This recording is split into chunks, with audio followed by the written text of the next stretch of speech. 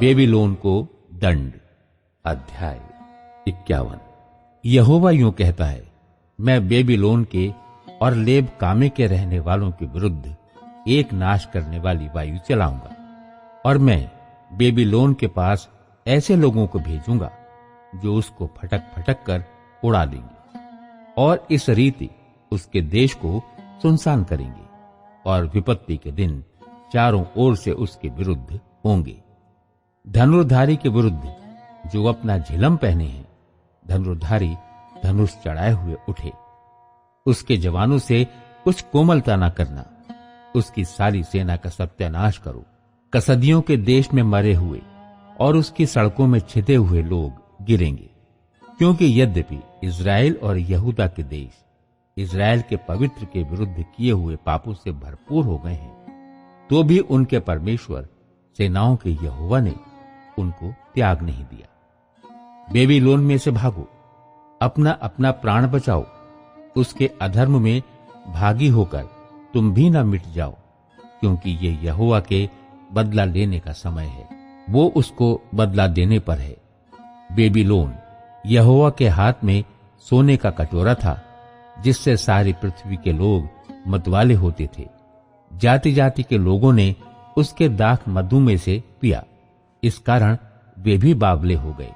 Babylon अचानक ले ली गई और नष्ट की गई है। उसके लिए हाय हाय करो, उसके घावों के लिए बलसान औषधि लाओ, संभव है वो चंगी हो सके। हम बेबीलोन का इलाज करते तो थे, परंतु वो चंगी नहीं हुई। इसलिए आओ, हम उसको तजकर अपने देश को चले जाएं, क्योंकि उस पर किए हुए न्याय का निर्णय आकाश वरन स्वर्ग तक भी पहुंच गया है। यहोवा ने हमारे धर्म के काम प्रकट किए हैं। अतः आओ, हम सिय्योन में अपने परमेश्वर यहोवा के काम का वर्णन करें। तीरों को पैना करो, ढालें थामे रहो, क्योंकि यहोवा ने मादी राजाओं के मन को उभारा है। उसने बेबीलोन का नाश करने की कल्पना की है, क्योंकि यहोवा अर्थात उसके मंदिर का यही बदला है। बेबीलोन की शहरपनाह के विरुद्ध झंडा खड़ा करो, बहुत पहरुए बैठाओ, घात लगाने वालों को बैठाओ, क्योंकि यहोवा ने बेबीलोन के रहने वालों के विरुद्ध जो कुछ कहा था वो अब करने पर है, वरन किया भी है। हे बहुत जलाशयों के बीच बसी हुई और बहुत भंडार रखने वाली, तेरा अंत आ गया, तेरे लोभ की सीमा पहुंच गई है। सेनाओं के यहोवा ने अपनी ही शपथ खाई है कि निश्चय मैं तुझको टिड्डियों के समान अनगिनत मनुष्यों से भर दूंगा, और वे तेरे विरुद्ध ललकारेंगे। परमेश्वर की स्तुति का भजन। उसी ने पृथ्वी को अपने समर्थ से बनाया और जगत को अपनी बुद्धि से स्थिर किया, और आकाश को अपनी प्रवीणता से तान दिया है। जब वो बोलता है तब आकाश में जल का बड़ा शब्द होता है। वो पृथ्वी की छोर से कोहरा उठाता है। वो वर्षा के लिए बिजली बनाता और अपने भंडार में से पवन निकाल ले आता है। सब मनुष्य पशु सरीखे ज्ञान रहित हैं। सब सोनारों को अपनी खोदी हुई मूरतों के कारण लज्जित होना पड़ेगा, क्योंकि उनकी ढाली हुई मूरतें धोखा देने वाली हैं और उनके कुछ भी सांस नहीं चलती। वे तो व्यर्थ और ठट्टे ही के योग्य हैं। जब उनके नष्ट किए जाने का समय आएगा तब वे नष्ट ही होंगी। परंतु जो याकूब का निज भाग है वो उनके समान नहीं। वो तो सबका बनाने वाला है और इज़राइल उसका निज भाग है। उसका नाम सेनाओं का यहोवा है। परमेश्वर का फरसा। तू मेरा फरसा और युद्ध के लिए हथियार ठहराया गया है। तेरे द्वारा मैं जाति जाति को तितर बितर करूंगा और तेरे ही द्वारा राज्य राज्य को नष्ट करूंगा। तेरे ही द्वारा मैं सवार समेत घोड़ों को टुकड़े टुकड़े करूंगा। तेरे ही द्वारा रथी समेत रथ को भी टुकड़े टुकड़े करूंगा। तेरे ही द्वारा मैं स्त्री पुरुष दोनों को टुकड़े टुकड़े करूंगा। तेरे ही द्वारा मैं बूढ़े और लड़के दोनों को टुकड़े टुकड़े करूंगा। और जवान पुरुष और जवान स्त्री दोनों को मैं तेरे ही द्वारा टुकड़े टुकड़े करूंगा। तेरे ही द्वारा मैं भेड़ बकरियों समेत चरवाहे को टुकड़े टुकड़े करूंगा। तेरे ही द्वारा मैं किसान और उसके जोड़े बैलों को भी टुकड़े टुकड़े करूंगा। अधिपतियों और हाकिमों को भी मैं तेरे ही द्वारा टुकड़े टुकड़े करूंगा। बेबीलोन का उजाड़। मैं बेबीलोन को और सारे कसदियों को भी उन सब बुराइयों का बदला दूंगा जो उन्होंने तुम लोगों के सामने सिय्योन में की है। यहोवा की यही वाणी है। हे नाश करने वाले पहाड़, जिसके द्वारा सारी पृथ्वी नाश हुई है, यहोवा की यह वाणी है कि मैं तेरे विरुद्ध हूं और हाथ बढ़ाकर तुझे ढांगों पर से लुढ़का दूंगा और जला हुआ पहाड़ बनाऊंगा। लोग तुझसे न तो घर के कोने के लिए पत्थर लेंगे और न नींव के लिए, क्योंकि तू सदा उजाड़ रहेगा। यहोवा की यही वाणी है। देश में झंडा खड़ा करो, जाति जाति में नरसिंगा फूको, उसके विरुद्ध जाति जाति को तैयार करो। अरारात, मिन्नी और अश्कनज नामक राज्यों को उसके विरुद्ध बुलाओ, उसके विरुद्ध सेनापति भी ठहराओ। घोड़ों को शिखर वाली टिड्डियों के समान अनगिनत चढ़ा ले आओ। उसके विरुद्ध जातियों को तैयार करो, मादी राजाओं को, उनके अधिपतियों, सब हाकिमों सहित, और उस राज्य के सारे अधिपतियों सहित, और उस राज्य के सारे देश को तैयार करो।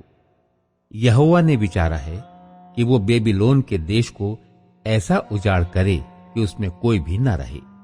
इसलिए पृथ्वी कांपती है और दुखित होती है। बेबीलोन के शूरवीर गढ़ों में रहकर लड़ने से इनकार करते हैं।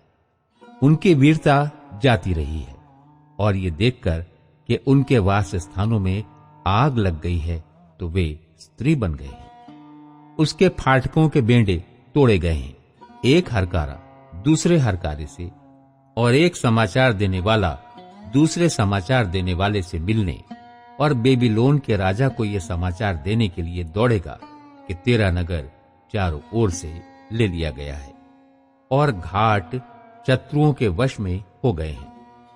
ताल भी सुखाए गए और योद्धा घबरा उठे हैं, क्योंकि इज़राइल का परमेश्वर, सेनाओं का यहोवा यूं कहता है, बेबीलोन की बेटी दांवते समय के खलिहान के समान है। थोड़े ही दिनों में उसकी कटने का समय आएगा। बेबीलोन के राजा नबूकदनेस्सर ने मुझको खा लिया, मुझको पीस डाला। उसने मुझे छूछे बर्तन के समान कर दिया। उसने मगरमच्छ के समान मुझको निगल लिया और मुझको अपना स्वादिष्ट भोजन जानकर अपना पेट मुझसे भर लिया है। उसने मुझको जबरन निकाल दिया है। सिय्योन की रहने वाली कहेगी, जो उपद्रव मुझ पर और मेरे शरीर पर हुआ है वो बेबीलोन पर पलट जाए। और यरूशलेम कहेगी, मुझ में की हुई हत्याओं का दोष कसदियों के देश में रहने वालों पर लगे। परमेश्वर इज़राइल की सहायता करेगा। इसलिए यहोवा कहता है, मैं तेरा मुकद्दमा लड़ूंगा और तेरा बदला लूंगा। मैं उसके ताल को और उसके सोतों को सुखा दूंगा, और बेबीलोन खंडहर और गीदड़ों का वास स्थान होगा, और लोग उसे देखकर चकित होंगे और ताली बजाएंगे, और उसमें कोई न रहेगा। लोग एक संग ऐसे गरजेंगे और हुर्राएंगे, जैसे युवा सिंह व सिंह के बच्चे आहेर पर करते हैं। परंतु जब जब वे उत्तेजित हों, तब मैं भोज तैयार करके उन्हें ऐसा मतवाला करूंगा कि वे उलझकर सदा की नींद में पड़ेंगे और कभी न जागेंगे। यहोवा की यही वाणी है। मैं उनके भेड़ों के बच्चों और मेंढों और बकरों के समान घात करा दूंगा। पतन के बाद बेबीलोन की दशा। शेशक, जिसकी प्रशंसा सारी पृथ्वी पर होती थी, कैसे ले लिया गया, वो कैसे पकड़ा गया। बेबीलोन जातियों के बीच कैसे सुनसान हो गया है। बेबीलोन के ऊपर समुद्र चढ़ आया है, वो उसकी बहुत सी लहरों में डूब गया है। उसके नगर उजड़ गए, उसका देश निर्जन और निर्जल हो गया है। उसमें कोई मनुष्य नहीं रहता और उससे होकर कोई आदमी नहीं चलता। मैं बेबीलोन में बेल को दंड दूंगा और उसने जो कुछ निगल लिया है वो उसके मुंह से उगलवाऊंगा। जातियों के लोग फिर उसकी ओर तांता बांधे हुए न चलेंगे। बेबीलोन की शहर पनाह गिराई जाएगी। हे मेरी प्रजा, उसमें से निकल आओ, अपने अपने प्राण को यहोवा के भड़के हुए कोप से बचाओ। जब उड़ती हुई बात उस देश में सुनी जाए तब तुम्हारा मन न घबराए, और जो उड़ती हुई चर्चा पृथ्वी पर सुनी जाएगी तुम उससे न डरना। उसके 1 वर्ष बाद एक और बात उड़ती हुई आएगी, तब उसके बाद दूसरे वर्ष में एक और बात उड़ती हुई आएगी, और उस देश में उपद्रव होगा और एक हाकिम दूसरे के विरुद्ध होगा। इसलिए देख, वे दिन आते हैं जब मैं बेबीलोन की खुदी हुई मूरतों पर दंड की आज्ञा करूंगा। उस सारे देश के लोगों का मुंह काला हो जाएगा और उसके सब मारे हुए लोग उसी में पड़े रहेंगे। तब स्वर्ग और पृथ्वी के सारे निवासी बेबीलोन पर जय जयकार करेंगे, क्योंकि उत्तर दिशा से नाश करने वाले उस पर चढ़ाई करेंगे। यहोवा की यही वाणी है। जैसे बेबीलोन ने इज़राइल के लोगों को मारा, वैसे ही सारे देश के लोग उसी में मार डाले जाएंगे। बेबीलोन में रहने वाले इज़राइलियों को परमेश्वर का संदेश। हे तलवार से बचे हुओ, भागो, खड़े मत रहो। यहोवा को दूर से स्मरण करो और यरूशलेम की भी सुधि लो। हम व्याकुल हैं, क्योंकि हमने अपनी नामधराई सुनी है। यहोवा के पवित्र भवन में विधर्मी घुस आए हैं, इस कारण हम लज्जित हैं।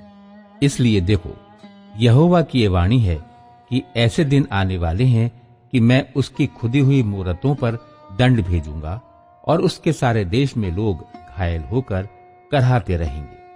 चाहे बेबीलोन ऐसा ऊंचा बन जाए कि आकाश से बातें करे और उसके ऊंचे गढ़ और भी दृढ़ किए जाएं, तो भी मैं उसे नष्ट करने के लिए लोगों को भेजूंगा।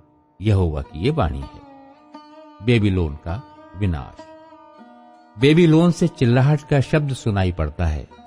कसदियों के देश से सत्यानाश का बड़ा कोलाहल सुनाई देता है, क्योंकि यहोवा बेबीलोन का नाश कर रहा है और उसके बड़े कोलाहल को बंद कर रहा है। इससे उनका कोलाहल महासागर का सा सुनाई देता है। बेबीलोन पर भी नाश करने वाले चढ़ आए हैं और उसके शूरवीर पकड़े गए हैं और उनके धनुष तोड़ डाले गए, क्योंकि यहोवा बदला देने वाला परमेश्वर है, वो अवश्य ही बदला लेगा। मैं उसके हाकिमों, पंडितों, अधिपतियों, रईसों और शूरवीरों को ऐसा मतवाला करूंगा कि वे सदा की नींद में पड़ेंगे और फिर न जागेंगे। सेनाओं का यहोवा, जिसका नाम राजाधिराज है, उसकी यही वाणी है।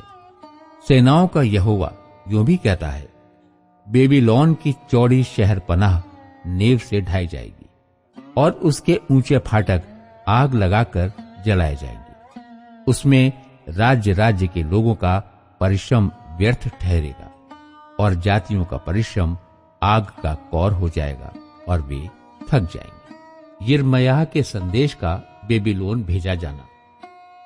यहूदा के राजा सिदकिय्याह के राज्य के 4थे वर्ष में, जब उसके साथ सरायाह भी बेबीलोन को गया था, जो नेरिय्याह का पुत्र, महसेयाह का पोता और राजभवन का अधिकारी भी था, तब यिर्मयाह भविष्यद्वक्ता ने उसको ये बातें बताईं, अर्थात वे सब बातें जो बेबीलोन पर पड़ने वाली विपत्ति के विषय लिखी हुई है। उन्हें यिर्मयाह ने पुस्तक में लिख दिया। यिर्मयाह ने सरायाह से कहा, जब तू बेबीलोन में पहुंचे तब अवश्य ही ये सब वचन पढ़ना और ये कहना, हे यहोवा, तूने तो इस स्थान के विषय में ये कहा है कि मैं इसे ऐसा मिटा दूंगा कि इसमें क्या मनुष्य क्या पशु कोई भी न रहेगा, वरन ये सदा उजाड़ पड़ा रहेगा। जब तू इस पुस्तक को पढ़ चुके तब इसे एक पत्थर के संग बांधकर फरात महानद के बीच में फेंक देना और ये कहना, यूं ही बेबीलोन डूब जाएगा और मैं उस पर ऐसी विपत्ति डालूंगा कि वो फिर कभी ना उठेगा। यूं उसका सारा परिश्रम व्यर्थ ही ठहरेगा और वे थके रहेंगे। यहां तक यिर्मयाह के वचन हैं।